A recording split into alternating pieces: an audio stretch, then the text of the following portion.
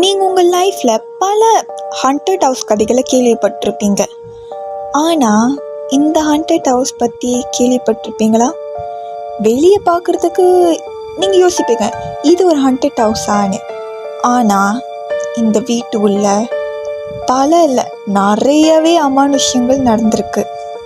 ஹின்ஸ்டேல்னு நியூயார்க்கில் இருக்கிற ஒரு அமைதியான நகரத்தில் தான் ஒரு லோன்லியான ஒயிட் ஃபார்ம் ஹவுஸ் இருந்திருக்கு. இந்த ஃபார்ம் ஹவுஸ் பேர் தான் த ஹின்ஸ்டேல் ஹவுஸ். இந்த நகரத்தோட பேர் இந்த வீட்டுக்கும் இருக்குது. அண்ட் இன்னொரு பேரும் இந்த வீட்டுக்கு கூப்பிடுவாங்க, அதாவது த டேண்டி ஹவுஸ். ஏன் இந்த வீட்டுக்கு டேண்டி ஹவுஸ்னு கூப்பிட்றாங்கன்னு பார்த்தீங்கன்னா, இந்த வீட்டுக்கு குடி வந்த அந்த ஃபேமிலியோட பேர் தான் த டேண்டி ஃபேமிலி. இந்த வீடு தான் நியூயார்க்லே த மோஸ்ட் ஹண்டட் ஹவுஸ். இந்த டேண்டி ஃபேமிலி இந்த வீட்டுக்கு குடி வரத்துக்கு முன்னுக்கு யாருக்கும் இந்த வீட்டை பற்றி தெரியல, இந்த வீட்டில் என்ன தான் நடந்திருக்குன்னு.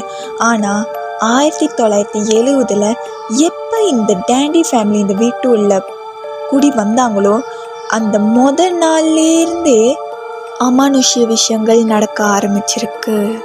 அப்படி என்ன அமானுஷ்ய விஷயங்கள் நடந்திருக்குன்னு நீங்கள் கேட்டிங்கன்னா, விளக்கு அமைஞ்சு எரியும், அப்புறம் ஜாமானுங்கள்லாம் சொந்தமாகவே நவரும், அப்புறம் யாரும் இருக்க மாட்டாங்க, ஆனால் யாரோ மெதுவாக பேசுகிற மாதிரி, அதாவது விஸ்பர் பண்ணுற மாதிரி காதில் கேட்கும். இதெல்லாம் இதோட நிற்க கிடையாது, நாளுக்கு நாள் இன்னும் எக்ஸ்ட்ரீமாக தான் நடக்க ஆரம்பிச்சிருக்கு.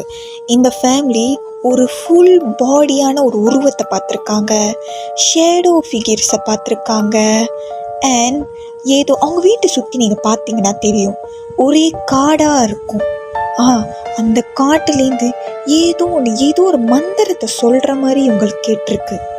அது என்ன சொல்லுதுன்னு தெரில, ஆனால் எதையோ அது சேன் பண்ணிக்கிட்டு இருக்குன்னு இந்த ஃபேமிலி சொல்லியிருக்காங்க. ரொம்ப மோசமாகுதுன்னு இந்த டேண்டி ஃபேமிலி ஒரு ப்ரீஸ் கூப்பிட்ருக்காங்க, ஒரு எக்ஸாசிசம் நடத்துறதுக்காக. ஆனால் நீங்கள்லாம் நினைப்பீங்க, இதுக்கப்புறம் முடிஞ்சிடும் போல இந்த கதைன்னு. ஆனால் இல்லை, அந்த எக்ஸாசிசம் நடந்தும் இது எதுவுமே உதவலை. இந்த ஹண்டிங்லாம் இன்னும் வேர்ஸாக ஆரம்பிச்சிருக்கு. அந்த வீட்டில் இருக்கிறது இன்னும் மோசமாக பண்ண ஆரம்பிச்சிருக்கு. மோசமாக எப்படின்னு கேட்டிங்கன்னா, திடீர்னு யாரும் இருக்க மாட்டாங்க, ஆனால் கதவு யாரோ பட்டாருன்னு அடைக்கிறது, அப்புறம் கண்ணாடிலாம் திறந்து சாத்துறது, சொந்தமாகவே திறந்து அடைக்கிறது. இந்த படத்தெல்லாம் நீங்கள் பார்த்துருப்பீங்க, மலைக்கெலாம் அந்த கண்ணாடி அப்படி திறந்து அடைக்கும் வேகமாக, அந்த மாதிரிலாம் நடந்திருக்கு. அப்புறம் இந்த ஃபேமிலி மெம்பர்ஸை ஏதோ ஒன்று அட்டாக் பண்ணியிருக்கு. இந்த மாதிரி உடம்புல காயம் இருக்கும், ஆனால் எதுவுமே நம்மளை அடிச்சிருக்காது, நம்மளும் எங்கேயும் இடிச்சிருக்க மாட்டோம், ஆனால் உடம்புல காயம் இருக்கும், கீரல் இருக்கும், அந்த மாதிரிலாம் கூட எக்ஸ்ட்ரீமாக நடந்திருக்கு. அந்த வீட்டுக்கு எக்ஸாசிசம் பண்ண அந்த சாமியார் இருக்கார்ல, அவர் கொஞ்ச நாளைக்கு அப்புறம் இந்த ஃபேமிலி கிட்ட என்ன சொல்லியிருக்காருன்னா, இந்த வீட்டில் உள்ள நெகட்டிவ் எனர்ஜி ரொம்ப ஸ்ட்ராங் வெளியாக்குறதுக்குன்னு, இது வெளியாக்குறது ரொம்ப கஷ்டம்னு. அந்த ஃபேமிலி இதை எதுவுமே தாங்கிக்க முடியல, அவங்க எல்லாத்தையும் விட்டுட்டு அப்படி போயிட்டாங்க, இந்த வீட்டை காலி பண்ணிட்டு போயிட்டாங்க. டேண்டி ஃபேமிலி இந்த வீட்டை காலி பண்ண கொஞ்ச நாளுக்கு அப்புறம் இன்வெஸ்டிகேட்டர்ஸ் இந்த வீட்டை இன்வெஸ்டிகேட் பண்ணியிருக்காங்க. அதுக்கப்புறம் அவங்க என்ன சொல்கிறாங்கன்னா, ஒன்று இந்த வீட்டோட நிலம் சபிக்கப்பட்டதாக இருக்கும். இந்த நிலம் நேட்டிவ் அமெரிக்கன் இருக்காங்களே, அவங்க புதைக்கப்பட்ட இடமா இருக்கும்.